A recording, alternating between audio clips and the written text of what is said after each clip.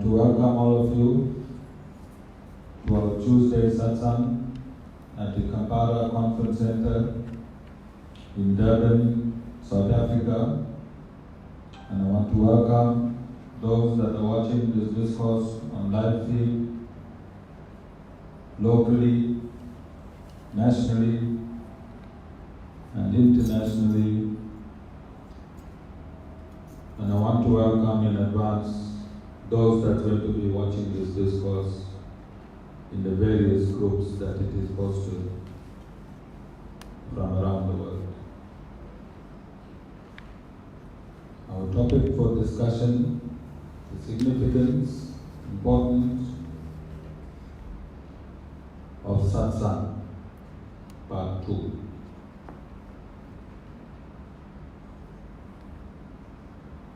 We defined Satsang in Part 1 on Sunday as Sat meaning truth and Sang meaning a group of pious people. So Satsang is defined as listening to the truth in a group.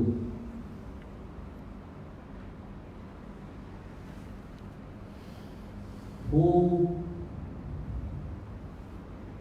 has the capacity to give you the truth?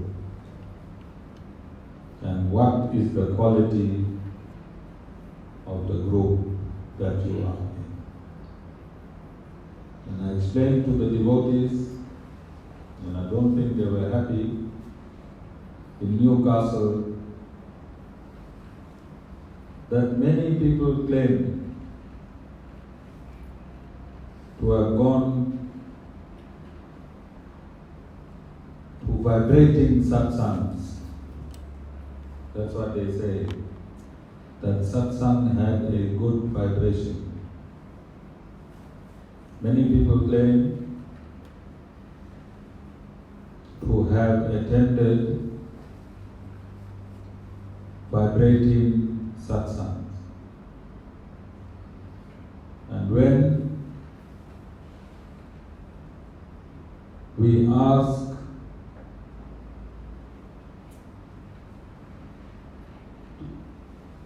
for an explanation as to what is meant by a vibrating satsang, then they say the bhajans were of a high quality. The drummers and singers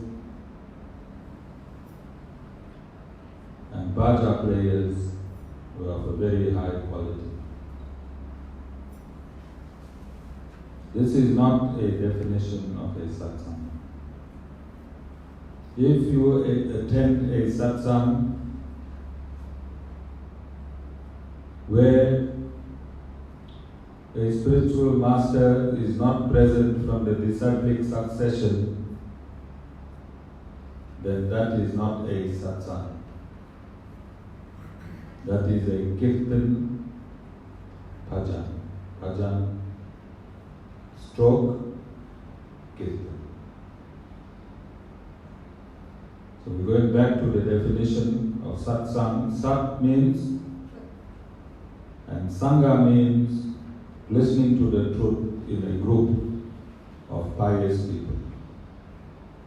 And if you do not hear Vedic injunctions from a bona fide spiritual master coming down in the disciplic succession, then you did not attend a satsang. You attended a kirtan.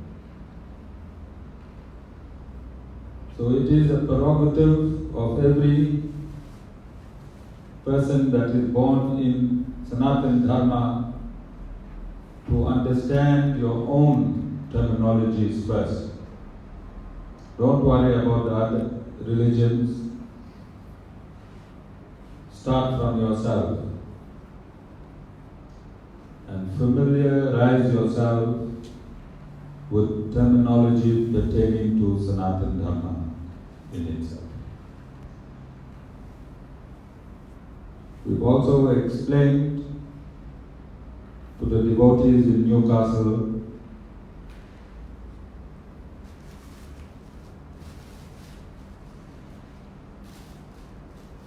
that if and when in our days we went to school and we used to raise the South African flag and sing the national anthem. And if we went to school, we raised the South African flag and we sang the national anthem, and we didn't go into the classroom and learn from a bona fide teacher. We just took our lunch back, sat in the ground and went home. Then you learned nothing.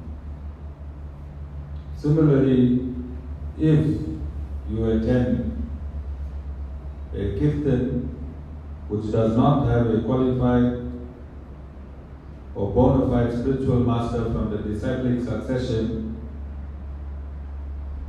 and no matter what was spoken in the satsang or that occasion, you learned nothing. And this is why we have people that have been 5 years, 10 years, 20 years, 30 years, they claim to be in satsangs, and they don't know one verse of the Bhagavad Gita. They don't know one verse of the Bhagavad Gita. And they are temple chairpersons, temple presidents, temple secretaries, big boys in the temple. They don't know one verse of the Bhagavad Gita. And I explained to the devotees in Newcastle that it is the blind leading the blind. And this is why we are suffering. SUFFERING.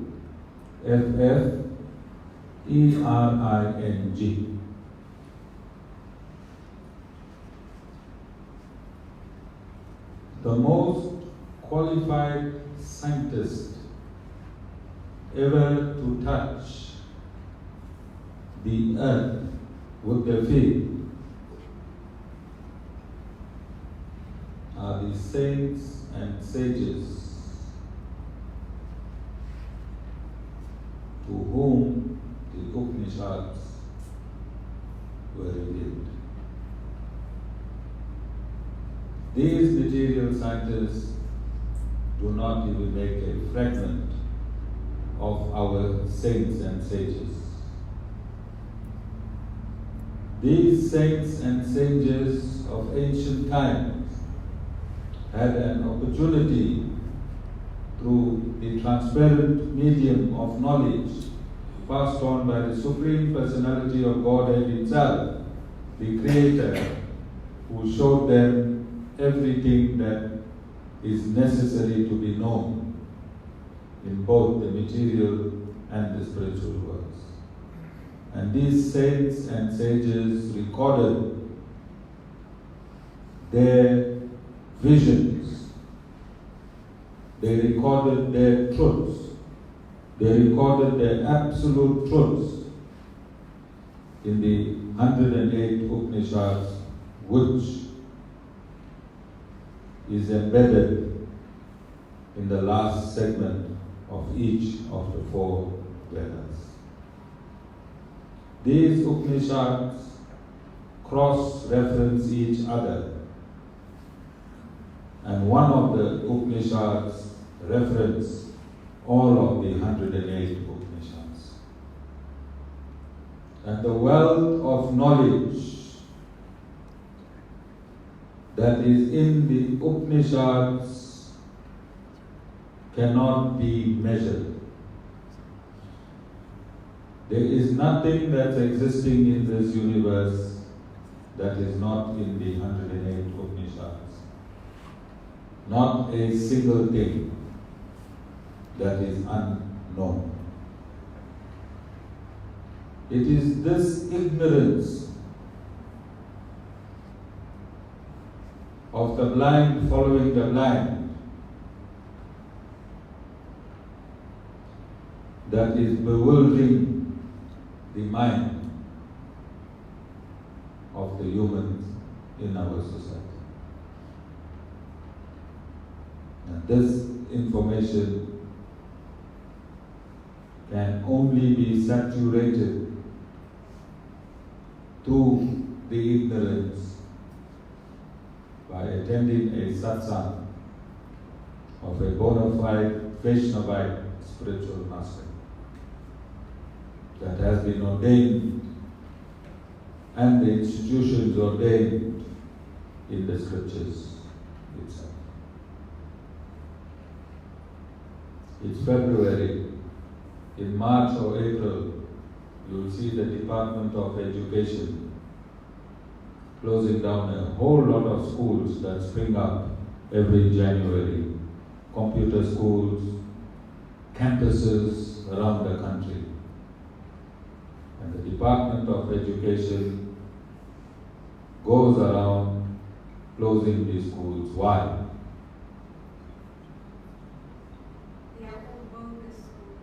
Yes, they're bogus schools. But unfortunately, in Sanatana Dharma, we don't have a formalized governing body to which a committee needs to be screened first before they start preaching. They need to be qualified first, screened first, tests on Bhagavad Gita from cover to cover first, before you can become an executive member of a temple. When you become an executive member of a temple, you must have humility, you must have love for God, and you must have love for those who is seeking God. You must be an example in society by your actions only. You don't have to speak. Your love, your compassion, and your humility for God must exude from every pore in your body. You must dedicate yourself to loving the Supreme Personality of Godhead first, before you become a member or an executive member of any spiritual institution, for that is the requirement. And this requirement was misinterpreted by the Westerners when they invaded our glorious India, and they tried to divide our beautiful nation of India, where Sanatana Dharma took its birth. And they created the caste system. There is no caste system in Sanatana Dharma. There never was, and there never will be.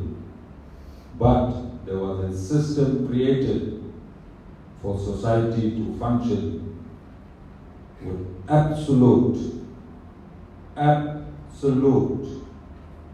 equilibrium.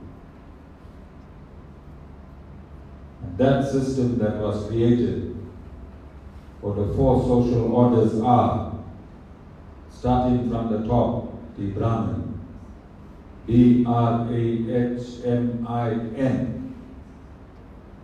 And the Brahmin was the only order that was supposed to preach and teach Vedic principles. You didn't have to. Are there any Maharajas here?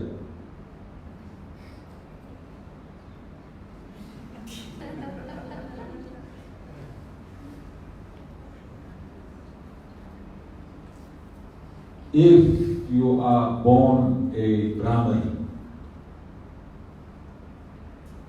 it means nothing. It means nothing.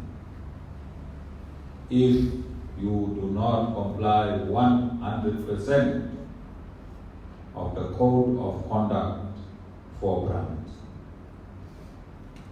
If your father is a doctor, does not mean you are a doctor. You must go to university, you must write your exams, you must pass your exams, and then you become a doctor. Similarly, if you are born in a family, and if your father was a Brahmin,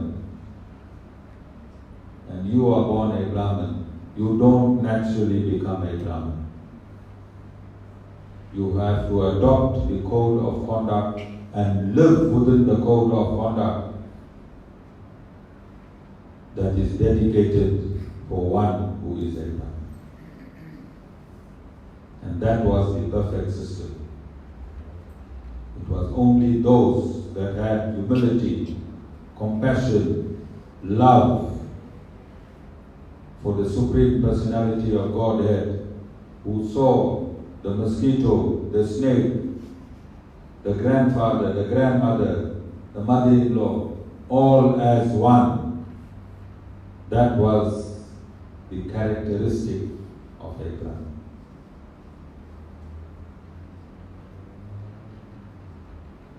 The next social order was a Kshatriya, and a Kshatriya was the warrior class or the governing class. And they will comprise of policemen, kings, anyone to do with governing law and order. And the third class was the Vaishnavas, who were involved in business. And the fourth class were those that are involved in the business of the Vaishnavas by seeking employment and doing various things. All right? This natural order is existing today, is it not? Is it not existing? It's in existence. It is a social order. It is not a caste system. It is a social order. You'll find it in France, you'll find it in England, you'll find it in China, and you'll find it in countries which don't even have names, because social orders happen naturally through society. Somebody will be one of this four.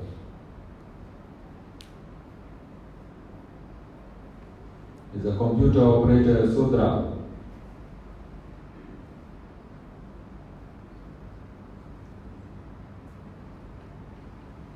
Any computer operators here? Is a computer operator a Sudra?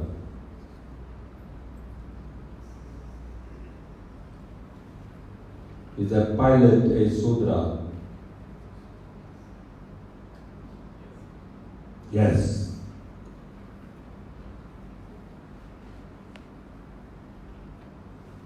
A pilot is a Sudra. A computer operator is a Sudra because he is providing labor. Sudra is a labor force. To operate a computer, are you labor or not? Just glorified labor, isn't it? But labor nevertheless. You're a laborer in glorified labor, in shirt and tie. You travel in a Mercedes Benz. And the other laborer with a pick and shovel travel in a taxi. You both belong to the same social order. You are providing labor.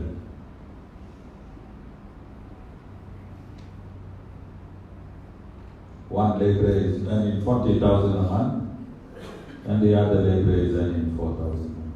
Where is the caste system?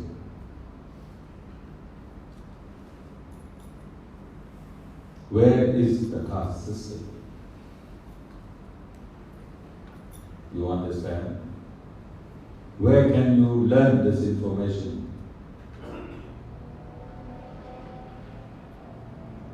This information that you're getting now, where can you learn it?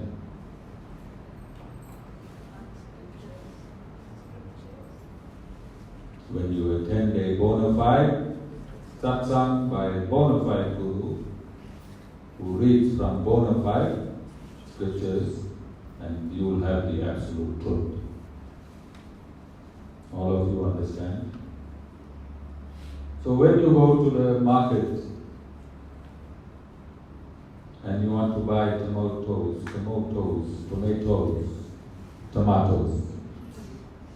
right? And around the world, tomatoes are displayed and contained within a vessel. Is it not?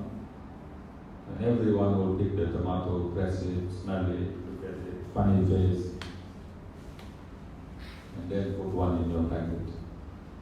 And then you take another one, look at it, turn it around, and then put it in your packet. And you can take about half an hour just to take a kilo of tomato.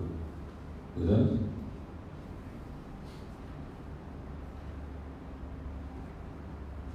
But you won't do that when you're looking for God. You'll ask your friend, you know of a powerful place.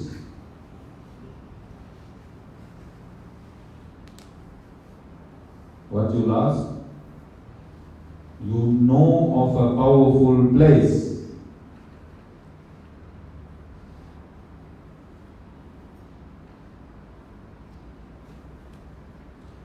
This hall is learning Newcastle streets. It's getting silent. So then, what will you ask? If you know of a powerful place, and you won't check it out, like that tomato. You come to that place, you open your purse and your wallet, and you'll pay. Melissa, what you do? Can't hear you? Pay. Must say it loud because you pay. Must say it loud because there was a transaction. Unlike the tomatoes, that you looked round and round, and if you saw on 20, especially if Aarti was buying these tomatoes, and she saw 20 black spots on 20 tomatoes, that manager had to come flying to her and explain why 20 tomatoes got 20 black spots. Aarti, how many managers came flying to you?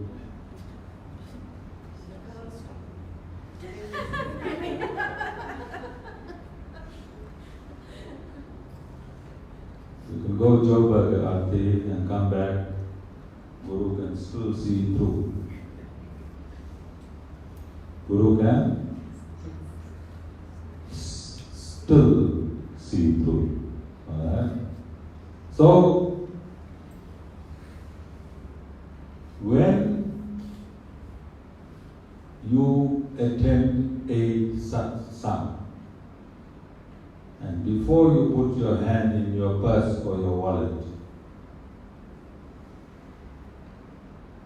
make sure, like the tomatoes that you put in the packet, that the organization is bona fide. Make sure the organization is bona fide. find out what is the intention, not in the constitution, because all constitutions say the same thing. See if those elected officials are abiding by the constitution themselves. Don't worry about the devotees. Focus on these super executives. See how they behave. Go in the car park and go sit in the meetings and hear and see and observe the behavior for at least 2 or 3 months. And then make a decision whether you want to belong to this institution or not. And I'm sending this warning not only here locally in Durban but around the world. Because it is this type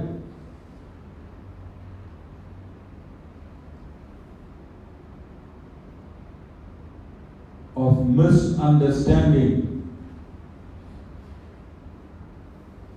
that Sanatana Dharma is not recognized as number one in the world. Because it is the people within Sanatana Dharma themselves that's bringing chaos into this, the most scientific, absolute, beautiful, living system designed for man, animal, plant, insect, and reptile.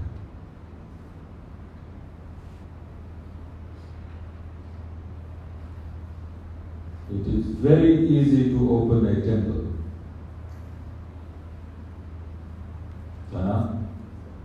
Very easy to open a temple. 5 people sitting in a pub. 5 people sitting in a pub.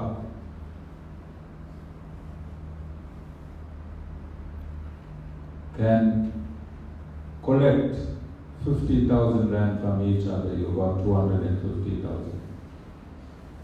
One idiot becomes a chairperson. And you ask him, who's your favorite deity? He'll say, Mother Durga. So he'll open a Durga temple. He'll open a Durga temple with the protocols of Lord Vishnu. And then, like a very rich trucker in South Africa, he opens Vishnu temples all over. And when you walk in, you'll see the Lord Vishnu is so small, 30 centimeters. And Mother Durga is 4 meters. Because these idiots, they know absolutely nothing.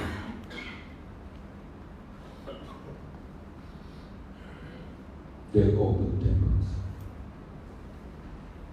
And then our children go and get confused.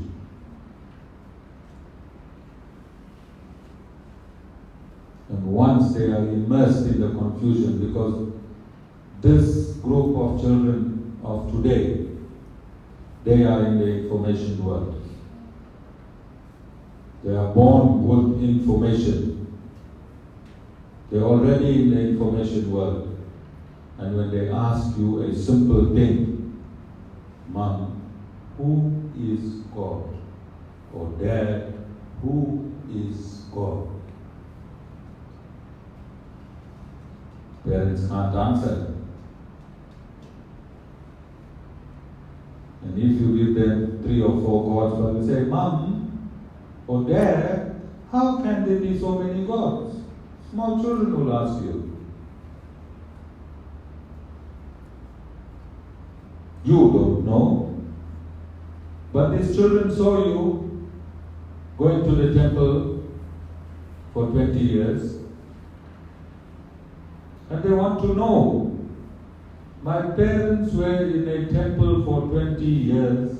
I asked them a simple question, who is God? They cannot answer. So what feedback that these children instill in their mind relative to the attendance of temples?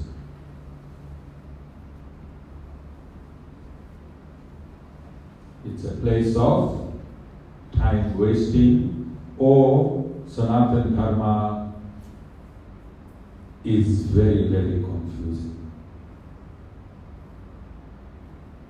And the same parent will talk about the sister's daughter. How could she become a Christian?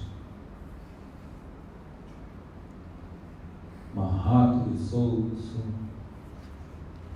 My own niece is a Christian.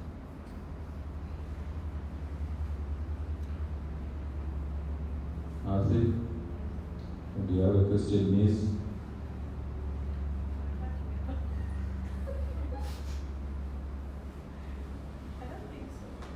But was your heart sore? No. Yes. If Arti got that news in an aeroplane, I feel sorry for the pilot. But that plane is coming down. Are you understanding me? So you need to start coming to satsang as parents, find the right satsang, go home and teach your children. Basics.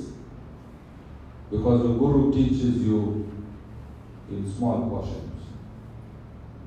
Take these small portions and teach your children and preserve this beautiful way of life we call Sanatana Dharma. Sanatana Dharma is not a religion. Sanatana Dharma is not a religion. Sanatana Dharma is your very breath. Sanatana Dharma is the pulse of your life. No Sanatana Dharma, this universe cannot exist. Sanatana Dharma is everything that you see. Sanatana Dharma is everything that you breathe in. Sanatana Dharma is everything that you breathe out. Although you may be ignorant of it, there is nothing but Sanatana Dharma. There is nothing but Sanatana Dharma. Nothing exists in this universe that is not Sanatana Dharma.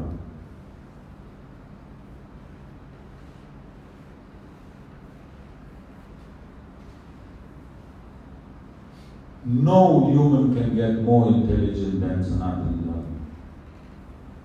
Because Sanatana Dharma is the mother of intelligence.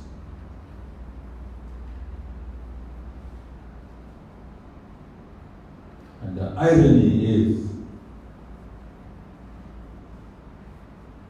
that you are born in Sanatana Dharma.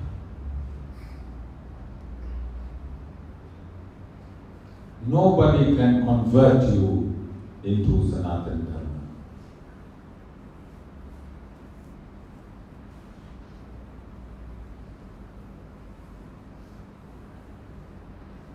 That is why we don't tell anyone to become Sanatana Dharma.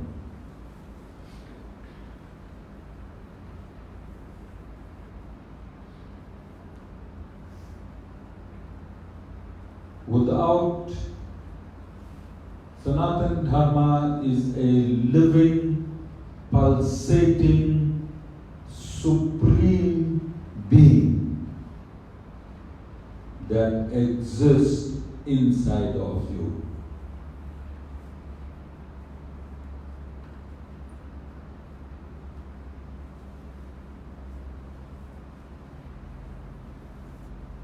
it is not relative to any religious basis.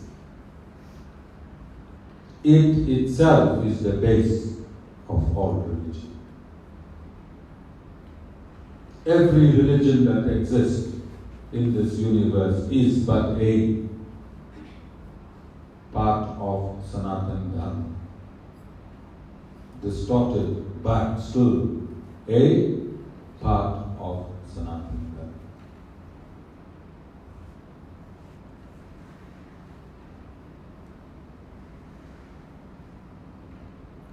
Arithmetic means what? Addition, subtraction, counting, adding. Can anyone stop its flow? Or can anything stop its flow? But you can recognize 5 plus 5 is equal to 10 individually. Isn't it?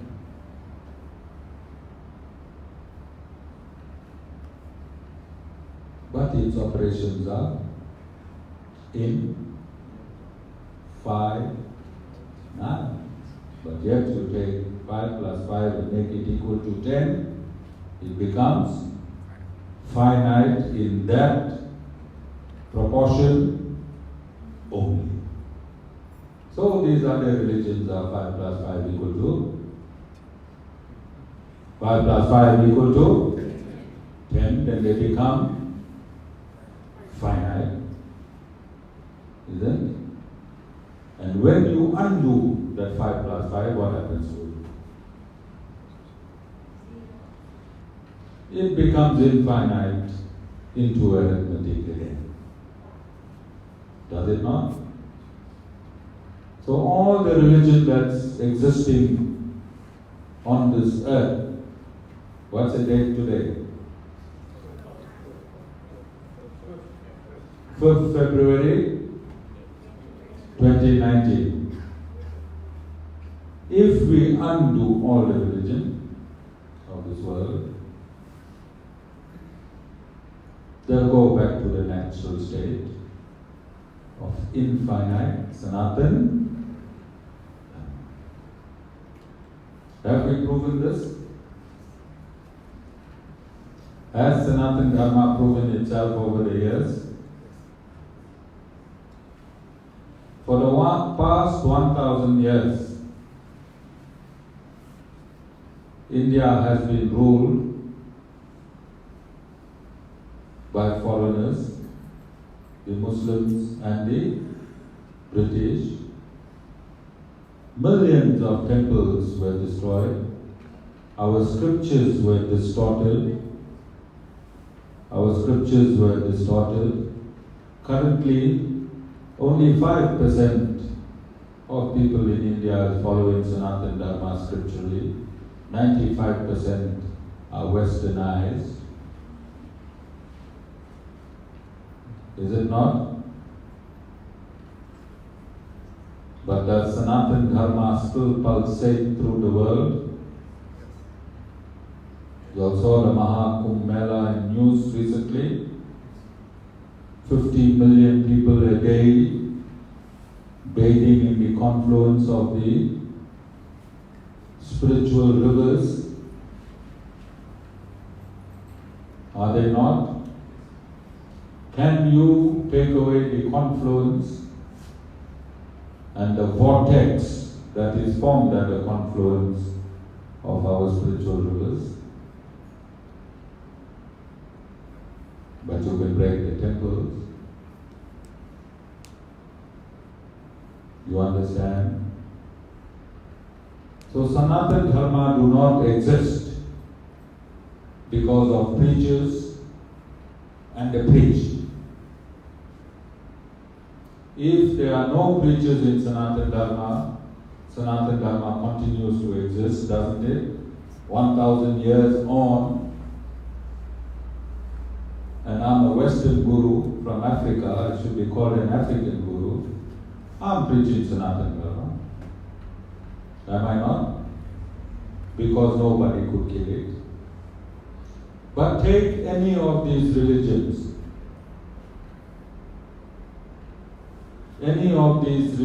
that exist in the world today, and stop following it. Will it exist? Any of the religions that exist in today, stop teaching your children, stop following it, stop going to those places. Will it exist?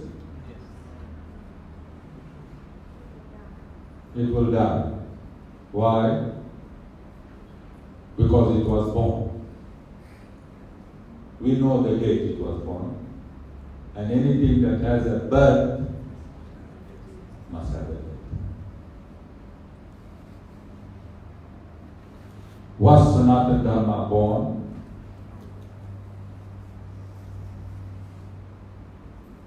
It simply exists. And whether it is placed in the front or it is placed in the back, it can never be destroyed. Neither can it be tinkered with. Neither can it be changed. And where you can learn this? Only at Satsang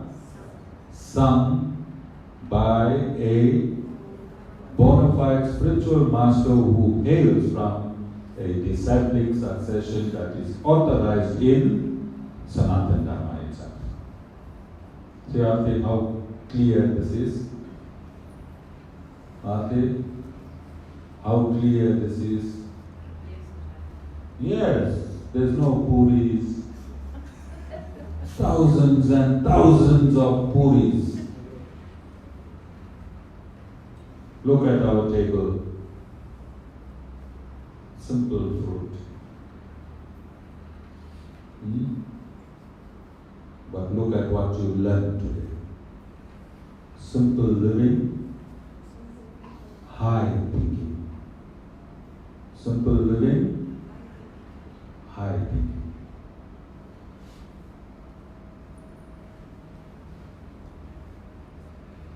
So when you go next time,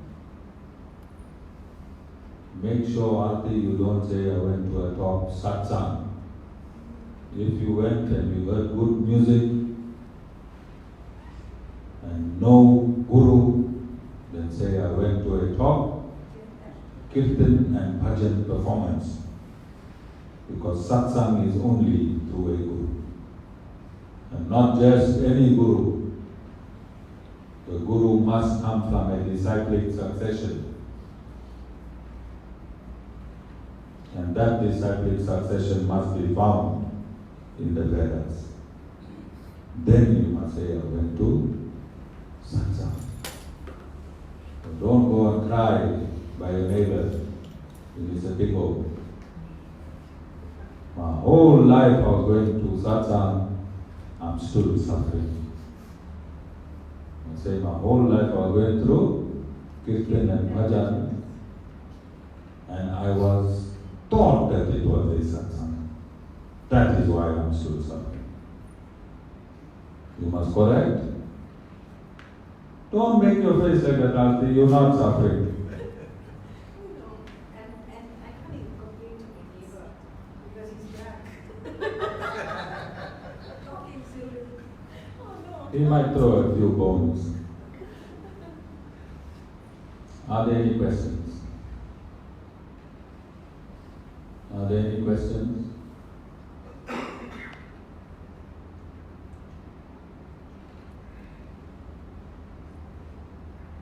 When you get up in, whether you aware or whether you are not aware, you cannot live without air.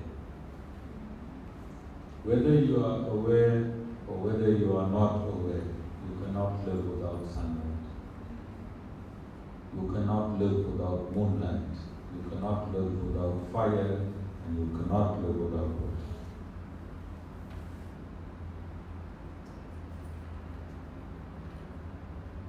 Can you? You cannot live without any of these elements. So instead of running to university and getting big degrees, find out who is the source of your very livelihood first. Find out the source of your livelihood first before going on to any destinations. You sure by what car you got? Volvo. And if you want to travel the world in 80 days, what is the first thing you must do?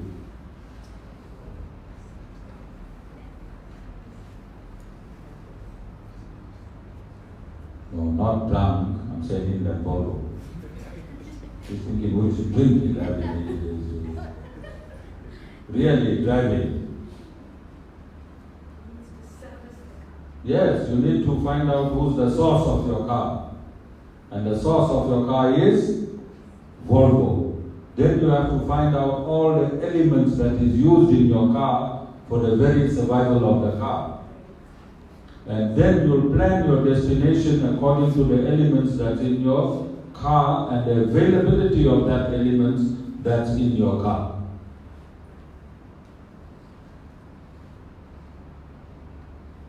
You have to see whether you can go in a place where it is snowing, because your car might not start the next morning. Similarly, when you take this vehicle, the human body, you must find out who is the source of this human body and plan your destination according to the source of this human. And this is why we are suffering. We are traversing destinations where the source cannot assist you. No roadside assistance. No roadside assistance by your very source. Why? Because you are in a terrain that your source will not infuse himself or send his mechanics to fix you up when you're in a breakdown. And what is that terrain?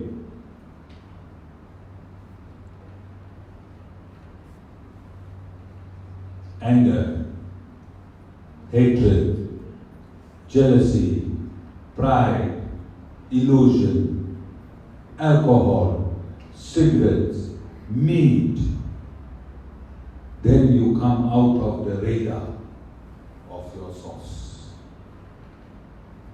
You come out of the radar of your source, and there are no parts. When you have a breakdown, you must suffer. Why? Because you are in the wrong terrain. A rubber tire, ordinary rubber tire won't work in snow.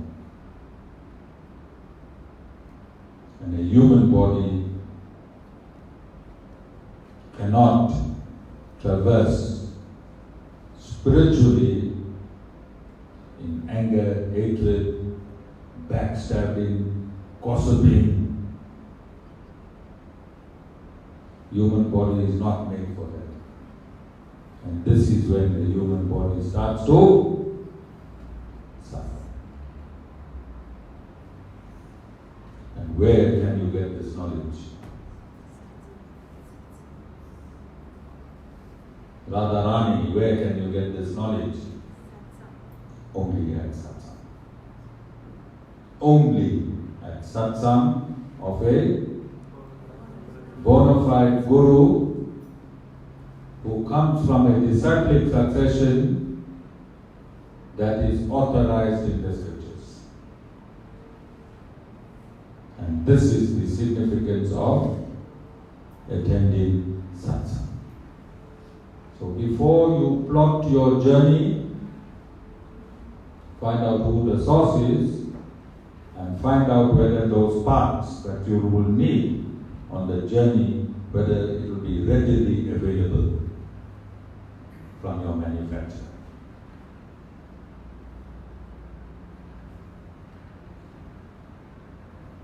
So before your degrees,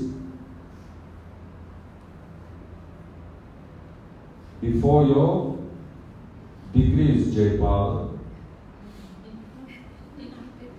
before you worry too much about your education, Jaypal, you must find out who your source is. And once you know who your source is, then you'll educate yourself accordingly. Like once you know where all the Volvo repair shop and spare shops are, then you'll maneuver your route and plot your route accordingly. So if something happens along the way, Volvo is there. So you going on a journey that God is not following.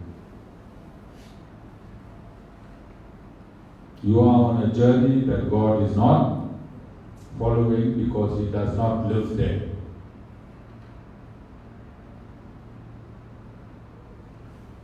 He does not live there. And at the beginning of Kali Yuga, Kali asked King Pariksit, who was a bona fide Brahmin, coming from the first social order, a place to live.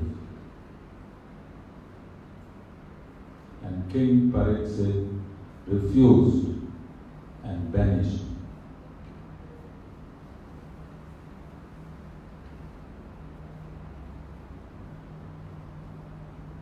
And he said, you can live in where? Can't you? Gambling houses,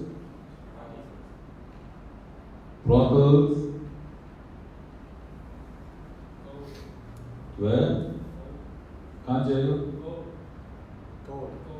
Yes. Last he wanted to live in gold, and King Pariksit was absolute. He was a Brahmin, and he lived within the protocols of Brahmanism. But as soon as he gave Kali residence in gold, what happened to it?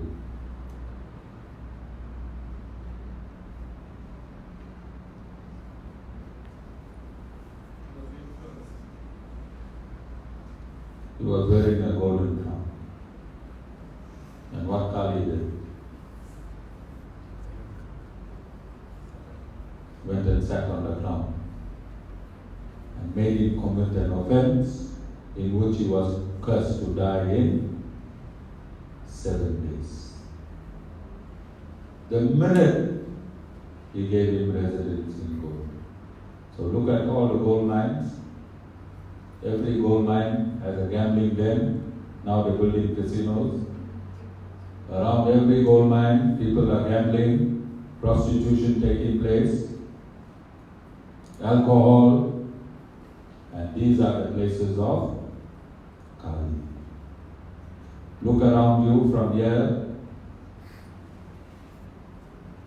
to your house. Where you think Kali is living?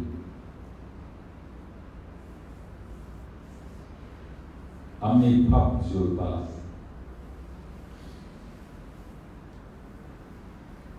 and all these star lodges, 100 rand a night, 200 rand a night. These are brothels. How many you pass along the way?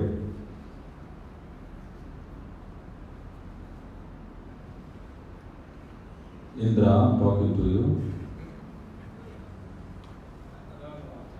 Plenty. Is there a place where Kali is not now, 5,000 years later?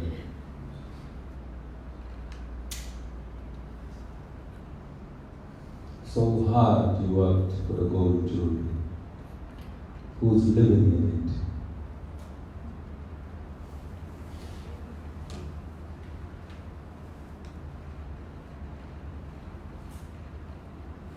If you don't go to a bona fide satsang by a bona fide guru who comes from the disciplic succession that can be found in the scriptures, you won't get all this simple information. Isn't? You'll be cutting line, doing 6-foot dance, arti, cutting line, monkey ball, camphor and clove, camphor and clove, all for nothing, because it's nowhere in the Vedas. Nowhere in the Vedas where you must cut a line and put some needles in it and tie it on your door in the back. Everyone's house, I can give you a guarantee, I'll find one round thing tied at your door, and you paid a lot of money, and it only cost 1 rand or 2 rand. Somebody bluffed you, and you like getting bluffed. You like getting bluffed. And some people come to me like that. Acharya ji, you see? Yes, I see. I can see all of you.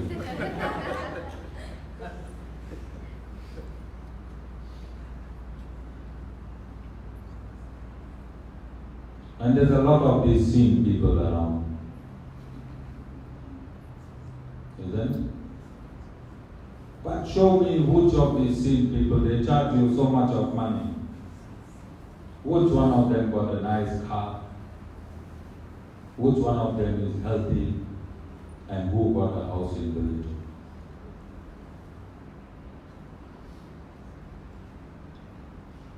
Who? Afi, you want to see? Become a disciple. I'll show you. You don't have to see through a camphor. You don't have to see through fire. You don't have to shake your head and get into a phase to see. I'll teach you the Bhagavad Gita, you'll see everything. And you'll see the person who's seen.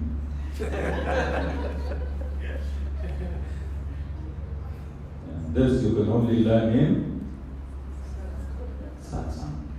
Alright? That is where you learn this? In Satsang.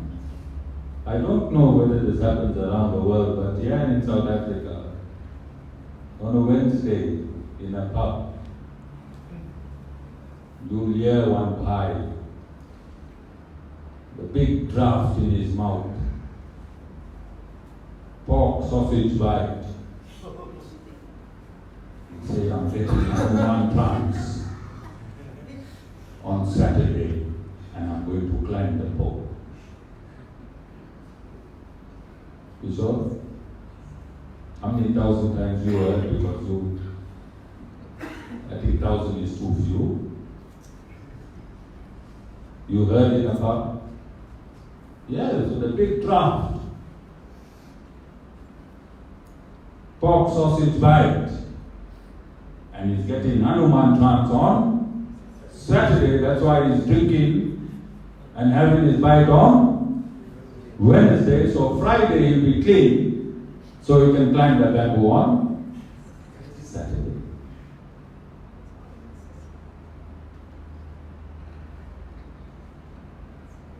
And then he'll blow his face like this. And you'll go for blessing him. And you're so happy. There's 200 rand for Hanuman Baba. And I got blessed. And you're going home. Top of the world. Idiot.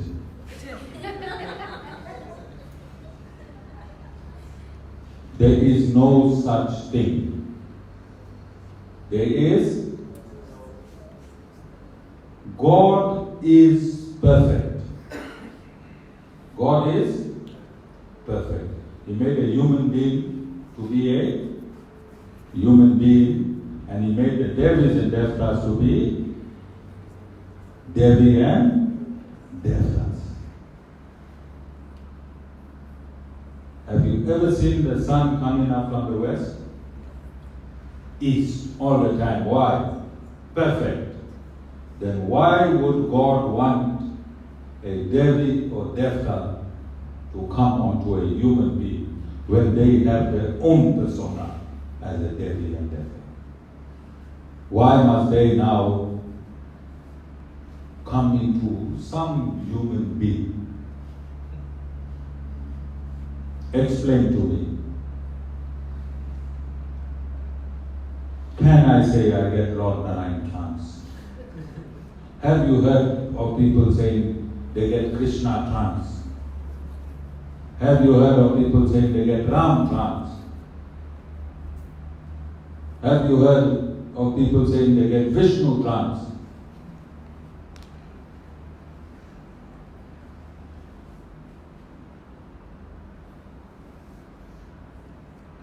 All of you understand? Guru's topics will be very, very sensitive.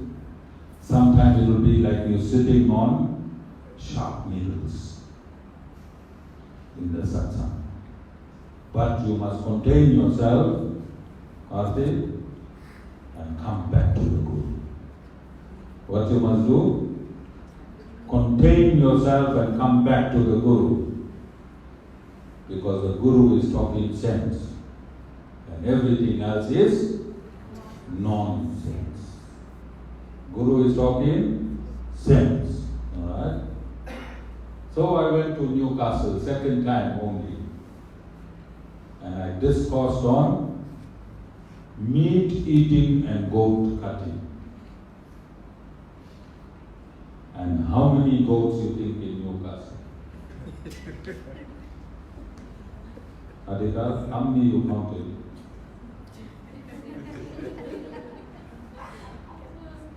On our way, it's just goat farms and goat farms and goat farms. But the Guru was brave, because one of the farmers could have assassinated me or bringing his business to a close. And I said, goat, there's no such thing as goat prayers. And I told them, if you open the Bhagavad Gita, Lord Shri Krishna says, offer me leaf, flower, water, fruit. Is it written, offer me 1 kilo meat, half a kilo prawns, 1 black and 1 white chicken, and half a milk cane? Is that written there in any of the 700 verses? Is it written there? And it is not in the Bhagavad Gita. If it's not in the Bhagavad Gita, it doesn't exist, and whatever you're doing is you're doing wrong, because your book of living in Sanatana Dharma is Bhagavad Gita. And if you're not living within and practicing the instructions of Lord Sri Krishna in the Bhagavad Gita, then can you say you're a Hindu? Can you say you are Sanatana Dharma?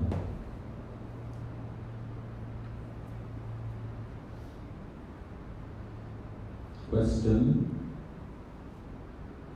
piercing. Peer, sensitive, but the absolute, and it must be told. You must hear this before you die. You must hear the truth before you die. Whether you practice it or not, it's up to you. But it is the job of a bona fide guru not to see how many followers he has. The job of a bona fide guru is to tell you the truth as it is. Some gurus will tell you, okay, for the next 1 year, go and do your guru prayers. Not this guru.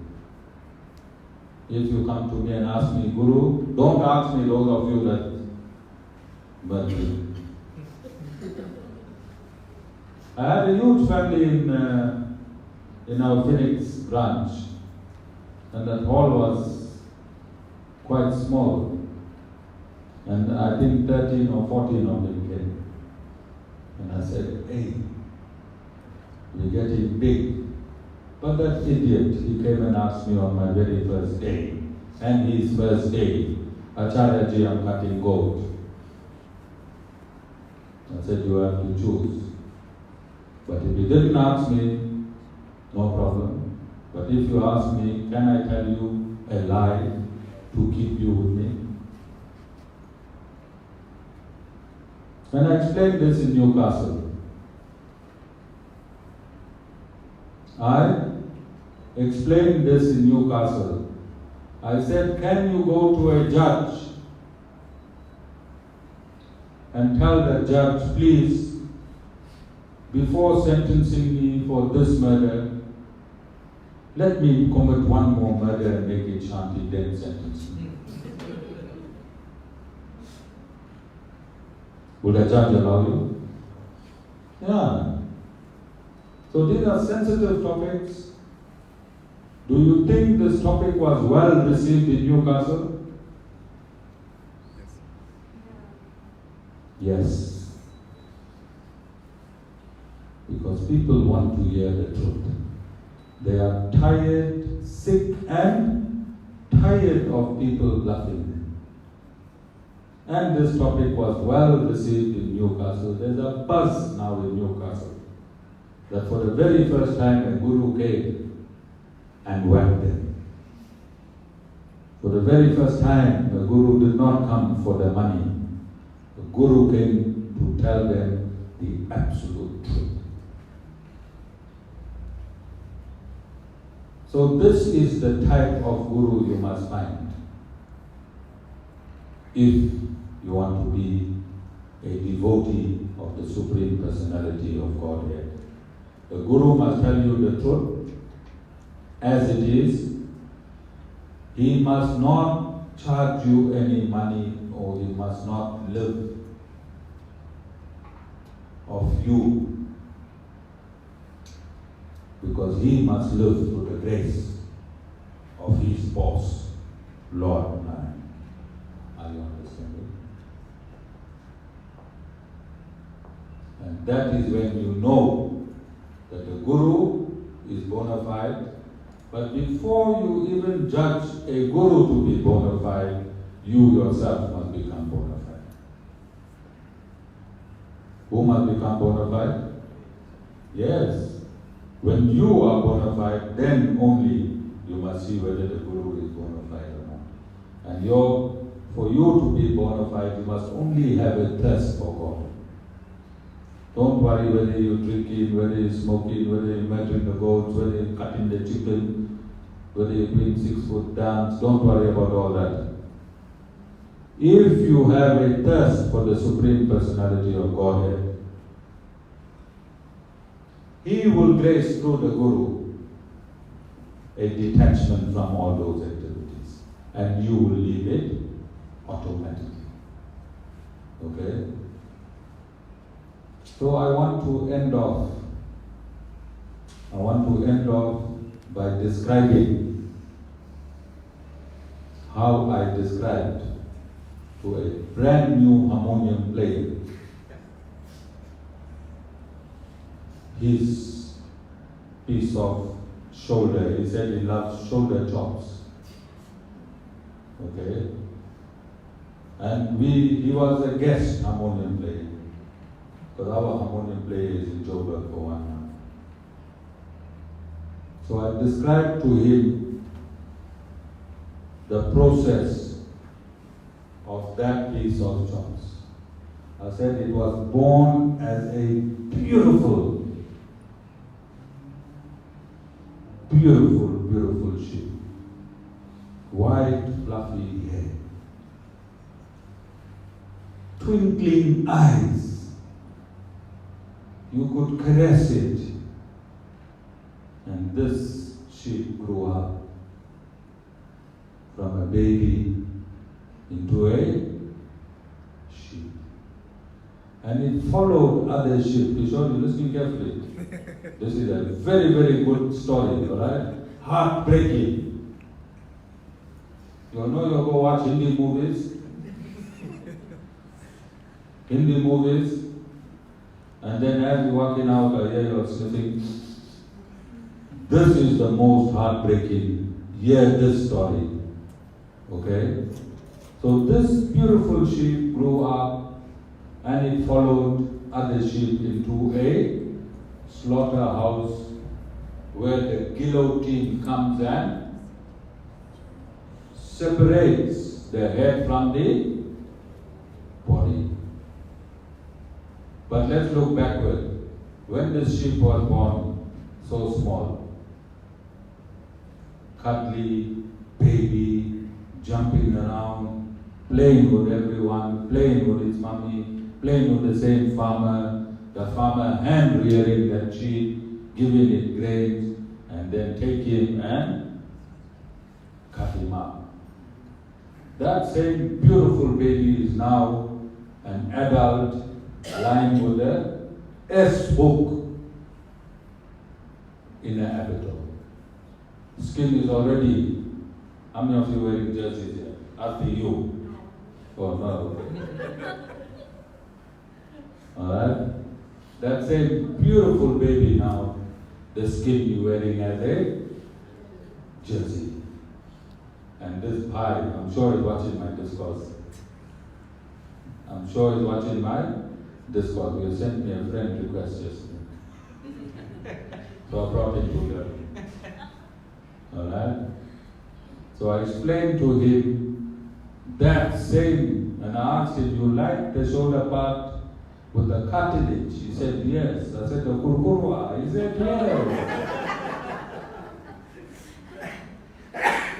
And then I explained to him that every time he takes a bite of this chops, it was that beautiful baby whose head has been slaughtered, that died dead. That died dead. Okay? And I explained to him that when you kill a living entity, the death vibrations are retained in the cells.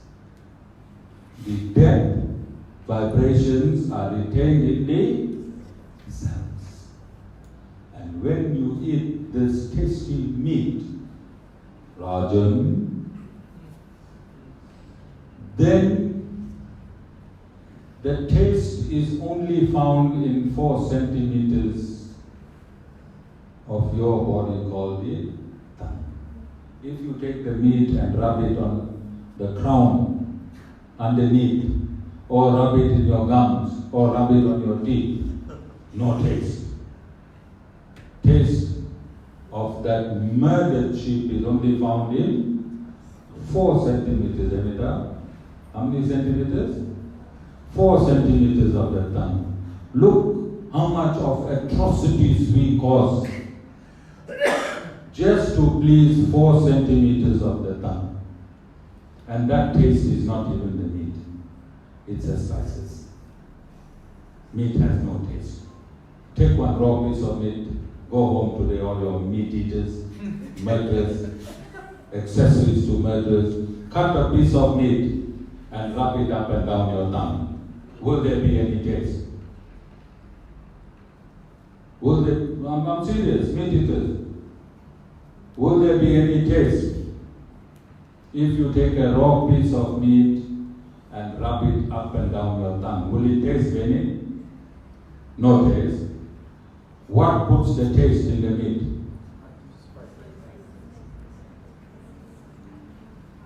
Then take all those things, squash it up, cook it, rub it in your tongue and eat it. How stupid we are. Aren't we the biggest fake people on this earth, humans? We say that chicken curry tasted nice. No, the spice that was used in the chicken tasted nice. Chicken got no taste. Go boil one piece chicken and rub it up and down your tongue and see if there's any taste there.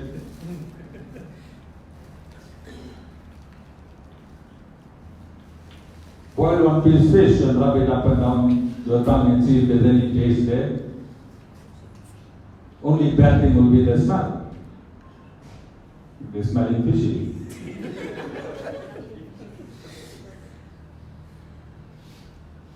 Tell me if I'm wrong. And I'm not speaking religiously, I'm speaking with common sense. Tell me if I'm wrong. That is? Then why you eat meat?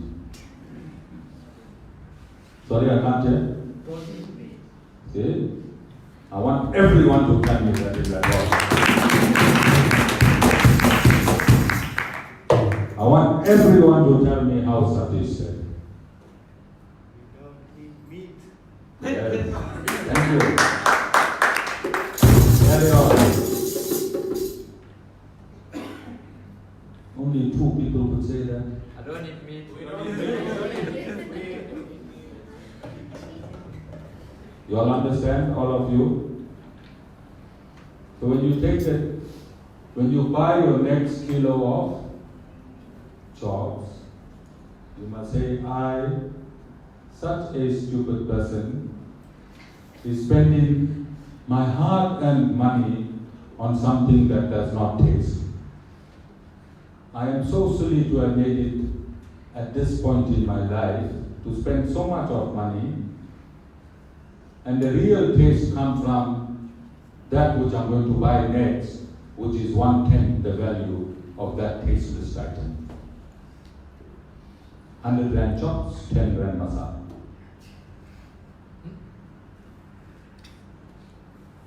Arithmetic. Arithmetic? You all understand it? You all understood this discourse? Okay? So you must go home and contemplate. My Guruji used to say that if the discourse was for 20 minutes, you must go home and contemplate on that discourse for 60 minutes. How long? 60 minutes. Then it was beneficial to you. So this discourse is over an hour. Go and contemplate it for over 3 hours. Use this discourse now and go on the hotline. You know that gossiping hotline? We got our favorite 3 or 4 family members and friends that we hit. Penny, what a good discourse I heard. I was such a fool. I never knew meat, chicken, fish got no taste. It is tasteless. It's the spices that taste. And we have this super intelligent guru who in one discourse changed me. I'm not going to eat any more meat. I'm not going to spend my hard-earned money on something that is smelly and rotten and tasteless. From now on, I'm just going to eat potatoes, green beans, cabbage, cauliflower, these things. And I'm going to become a vegetarian. And I'm going to follow that guru. I'm never going to leave that Guru, because that Guru told me how stupid I was. And now I am unstupid. Jai Shri Ram.